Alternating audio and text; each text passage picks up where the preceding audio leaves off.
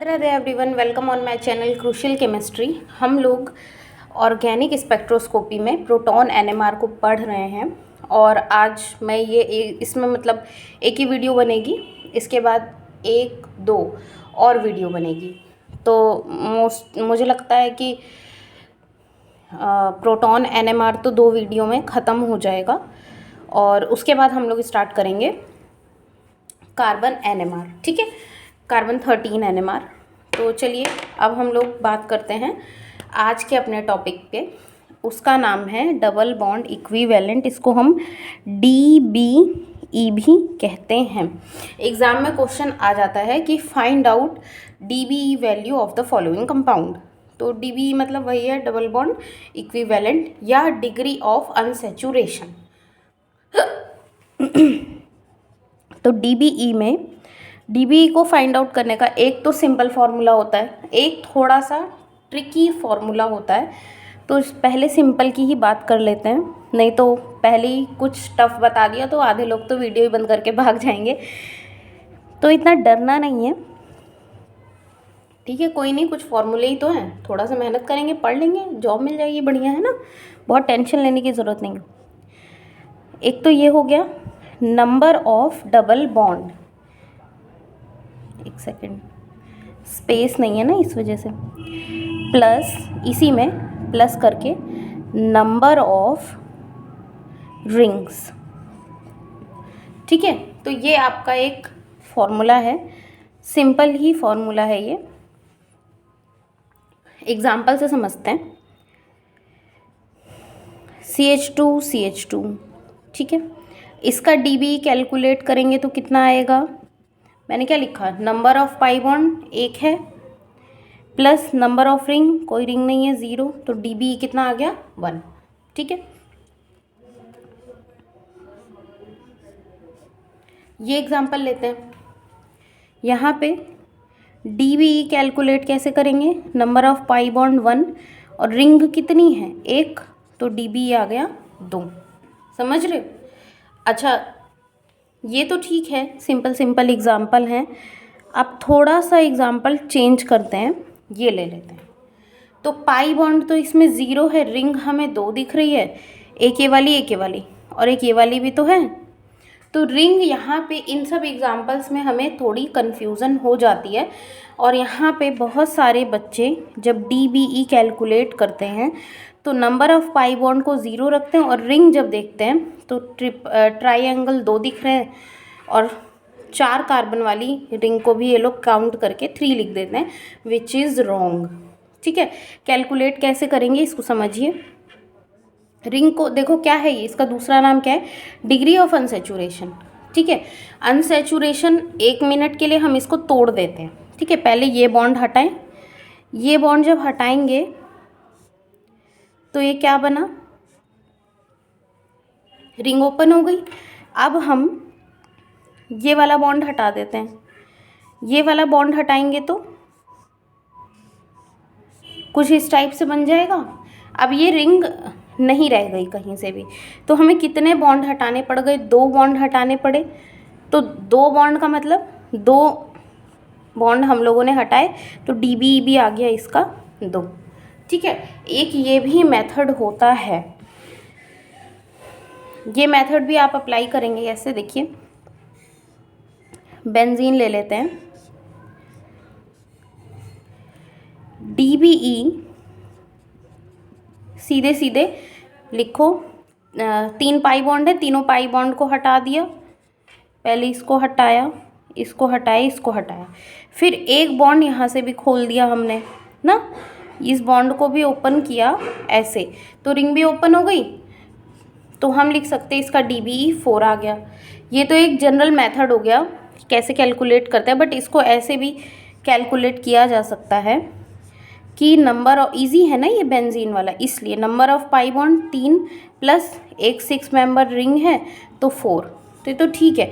But जब typical examples दे के exam में क्वेश्चन पूछता है तो फिर इस तरीके से हम लोग बॉन्ड को ब्रेक करके DBE की वैल्यू कैलकुलेट कर सकते हैं। ठीक है, अब चलते हैं, थोड़ा सा ट्रिकी फार्मूला है, याद रखिएगा, इजी है, बहुत टफ नहीं है। लेकिन कन्फ्यूज़न होती है, याद नहीं रहता है, जनरली भूल जाते हैं बच्चे। DBE फॉर्मूला है number of tetravalent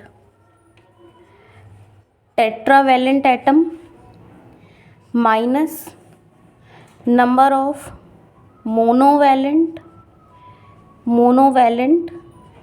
atom by 2।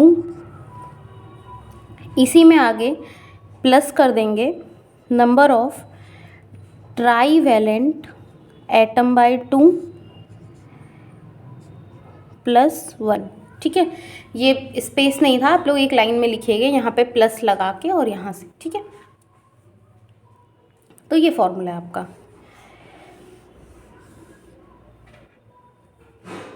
Plus लगेगा। देखो, टेट्रावैलेंट कौन से एटम होते हैं जिनकी वैलेंसी 4 होती है।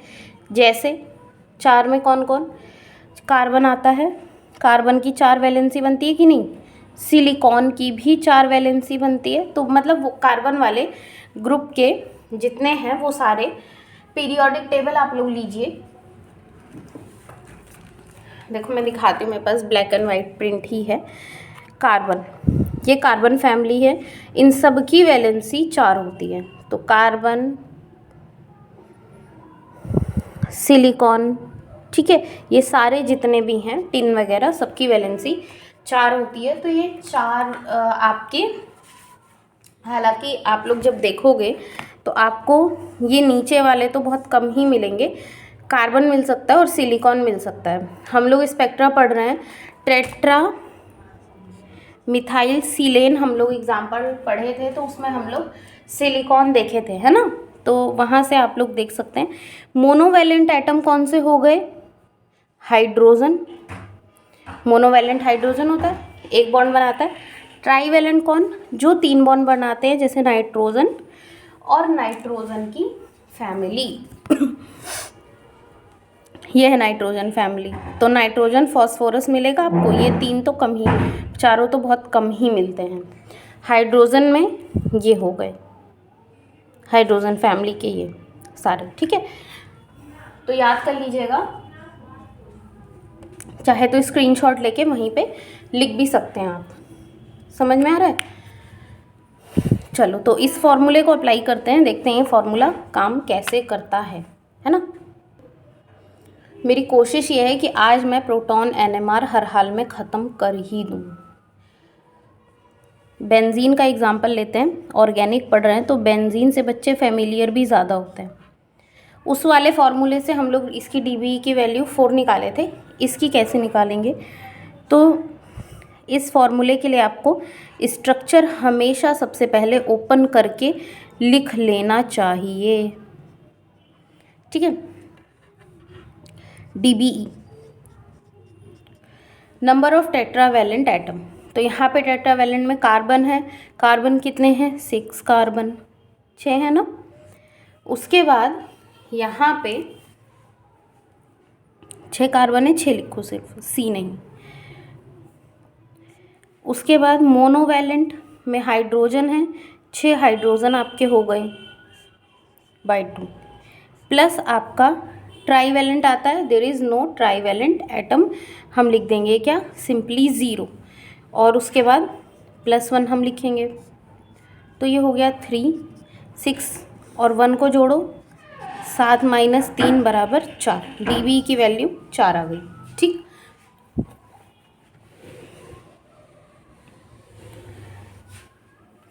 ट्राई मिथाइल सिलेन का मैंने अभी बात किया, इसका निकालते हैं। तो पहले स्ट्रक्चर पता होना चाहिए, सब जगह मिथाइल लगा है।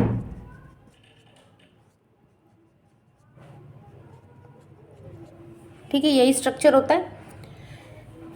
DBE कैलकुलेट करेंगे कैसे, सबसे पहले नंबर ऑफ टेट्रावैलेंट एटम कितने हैं, 4 कार्बन और 1 सिलिकॉन, कितने, 5 हो गए।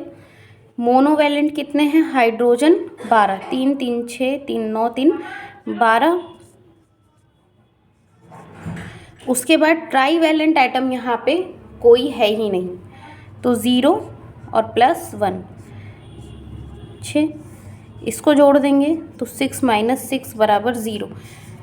ट्राईवैलेंट एटम जो DBE जो है टेट्रा मिथाइल सिलेन के लिए आ रही है 0। Very very important example. क्यों 0 आ रही है? क्योंकि मैंने आपको क्लियरली बताया था कि इसमें, इससे पहले वाले फॉर्मूले पे अगर आप जाएं तो हम देख सकते हैं कि इसमें ना तो कोई पाई बॉन्ड है ना कोई रिंग है, तो सिंपली इसकी DBE की वैल्यू कितनी आनी है? 0 ही आएगी। ठीक है, तो इस तरीके से हम लोग DBE कैलकुलेट करते हैं। अब हमने एक एग्जाम्पल ये वाला भी देखा था। ठीक है, अब इसको इस फॉर्मूले से कैलकुलेट करके देखते हैं। तो सबसे पहले तो हाइड्रोजन को हमको मेंशन कर लेना है। ठीक है, हाइड्रोजन समझ में आ गया। अब चलो DBE कैलकुलेट करने का जो पहला काम है, number of tetravalent atom, carbon कितने हैं आपके? 4 हैं, माइनस नंबर ऑफ मोनोवैलेंट, तो हाइड्रोजन 2 2 4 2 6, प्लस आपका आता है ट्राईवैलेंट एटम, कोई भी नाइट्रोजन या नाइट्रोजन फैमिली का है ही नहीं, तो 0 + 1, 4 और 1 5 - 3 बराबर 2। यहाँ पे इसकी हमने DBE वैल्यू इससे पहले जो कैलकुलेट की थी वो भी 2 ही आ रही थी, आप लोग जाके देख सकते हैं। अच्छा, कभी कभी एग्ज़ाम में स्ट्रक्चर देता नहीं है, वो सीधे ऐसे दे देगा। ठीक है, तो अब हमको स्ट्रक्चर बनाना है। ठीक है, क्वेश्चन दे देगा इस तरीके से। तो DBE का यूज़ क्या है? DBE is generally use in find out the structure of the molecule. बनाने में नहीं, ड्रॉ करने में। DBE is generally use in draw the structure of the molecule. Find करने में तो वही स्पेक्ट्रा ही हो गया, स्पेक्ट्रोस्कोपी में ही तो स्ट्रक्चर फाइंड हो रहा है। तो इसमें क्या होगा, आप सबसे पहले जब आपको ऐसा मॉलिक्यूल दे दिया और स्ट्रक्चर पूछ लिया, तो सबसे पहले आप DBE कैलकुलेट कर लेंगे। स्पेक्ट्रोस्कोपिकल डाटा अगर दिया होगा तो उस पर जाएंगे, बट यहाँ पे तो कोई डाटा दिया नहीं, तो DBE से चलेंगे। नंबर ऑफ टेट्रावैलेंट एटम, कितने कार्बन है यहाँ पे? तो 5 है, 5 कार्बन, प्लस मोनोवैलेंट एटम 5 है /2, ट्राईवैलेंट 1 है, अब 1 आ गया। ठीक है, 1/2, अभी तक नहीं था, +1, 5 और 1 इन दोनों को जोड़ देंगे 6 हो जाएगा। इसको जब डिवाइड करेंगे 2.5, इसको डिवाइड करेंगे 0.5, सबको जोड़ दो। कुछ गड़बड़ी करी क्या मैंने? हाँ, प्लस नहीं है, ये माइनस है, बस हाइड्रोजन वाले केस में माइनस लगता है, बाकी सब जगह प्लस है, सॉरी। अब इसको जब हम लोग ऐड करते हैं तब क्या होता है ये हमें देखना है ना। तो यहाँ पे क्या है, इसमें से ये है 6.5 हो गया माइनस 2.5, तो आंसर क्या आ जाएगा आपका? 4 आ जाएगा। ठीक है, तो DBE हमारा 4 आया। 4 में क्या क्या हो सकता है? बेंजीन पे चले, 3 पाई बॉन्ड और 1 रिंग होती है, ये हो सकता है ना 4 वाले का केस। फटाफट बनाओ।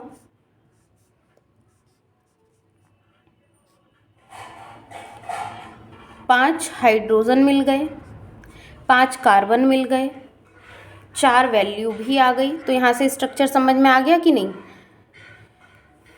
एक और हम लोग एडमंड सिस्टम पे चलते हैं, एडमंटेन सिस्टम। ऐसा होता है,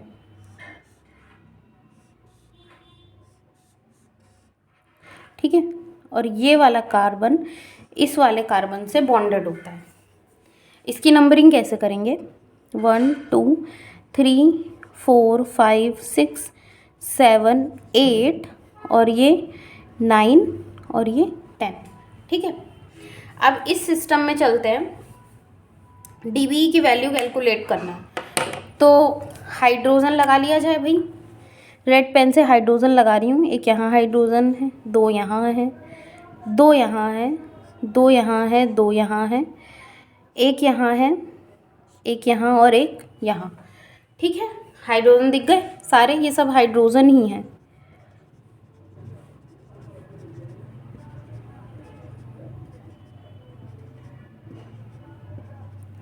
ठीक, अब चलो DB निकालते हैं। सबसे पहले टेट्रावैलेंट एटम, सारे कार्बन हमने काउंट किया, 10 कार्बन है, माइनस हाइड्रोजन काउंट कर लो, 2 2 4 2 2 4 2 6 7 8 9 10 11 12 कार्बन हो, हाइड्रोजन हो गए, plus number of trivalent atom कोई है ही नहीं, 0 + 1। ठीक है, अब इसको कैलकुलेट करेंगे, हो जाएगा 6, और 10 और 1 मिलके क्या बनाते हैं, 11 माइनस 6, तो ये आ जाएगा आपका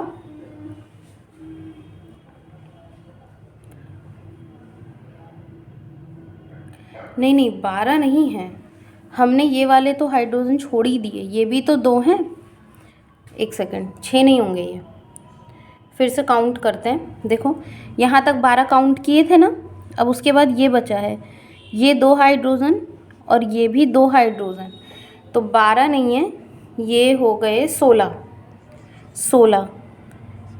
ये हो जाएगा 8, 11 माइनस 8 कितना होगा, 3। ठीक है, 3, my fault, I am sorry. यहाँ पे भी आपके हाइड्रोजन लगे हुए हैं, समझ रहे हो ना। ऐसे ही प्रैक्टिस इसीलिए बोलते हैं क्योंकि कभी कभी आँख के सामने ही बहुत कुछ चीज़ें होती हैं, बट हम उसको देख नहीं पाते, क्वेश्चन एग्ज़ाम में गलत करके आते हैं। इतना मुझे इतनी प्रैक्टिस होने के बाद भी मैं गलत कर सकती हूँ, तो आप लोग भी प्रैक्टिस अपनी स्ट्रॉन्ग करिए थोड़ा सा।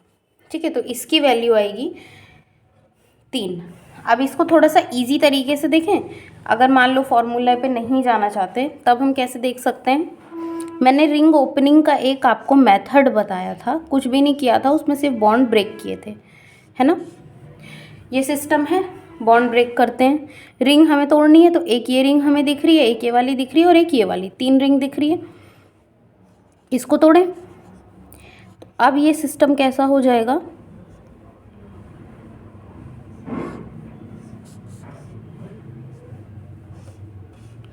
इस टाइप का, है कि नहीं। अब ये वाली रिंग दिख रही है, इसको भी तोड़ देते हैं। यहाँ पे एक बॉन्ड तोड़ा है हमने, यहाँ पे एक और तोड़ रहे हैं।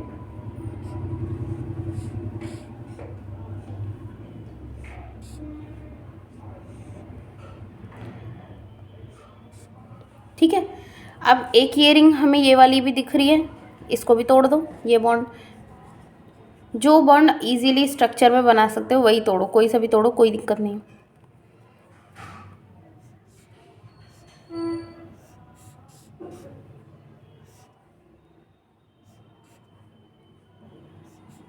अब हमें कोई रिंग नहीं दिख रही, ऐसे। अब हमें कोई भी रिंग नहीं दिखाई दे रही है, तो कुल मिला के हमने 3 बॉन्ड ब्रेक किए तो DB आपका आ गया 3। तो एक ये भी तरीका हो सकता है DB कैलकुलेट करने का। तो यहाँ पे हमारा ये टॉपिक होता है ख़त्म। अब मिलेंगे नेक्स्ट वीडियो में। Thank you so much.